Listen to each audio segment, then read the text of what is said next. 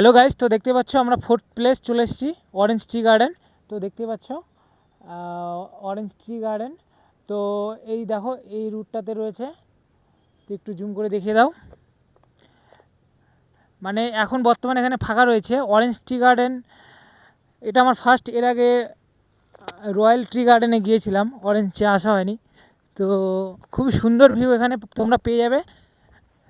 তো orange tree গার্ডেনে তোমরা এসো, তো তোমাদেরকে ভিউগুলো দেখাচ্ছি। পাচ্ছ শুধু চা পাতার বাগান। আর তোমাদের যদি চা মানে টি যদি কিনতে হয় তাহলে এখানে স্টল রয়েছে, ওখানে গিয়ে সর্বপ্রথম টেস্ট করাবে, তারপর তোমার যদি ভালো লাগে তাহলে তুমি নিতে পারো। একদম ফ্রেশ ফ্রেশ টি। তো বন্ধুরা দেখতে পাচ্ছ এখানে লেখা রয়েছে অরেঞ্জ ভ্যালি। তো চলো ভিতরে যাওয়া যাক।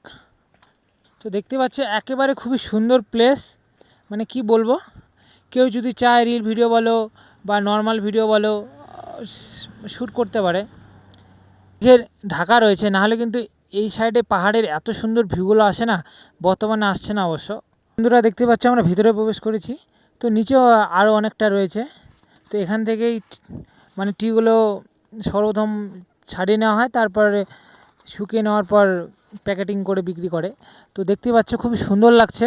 আর ওয়েদারটাও দেখো একদম, মানে এদিকে পুরো কুয়াশায় ভরা, নাহলে তোমাদের কিন্তু খুবই সুন্দরভাবে দেখিয়ে দিতাম।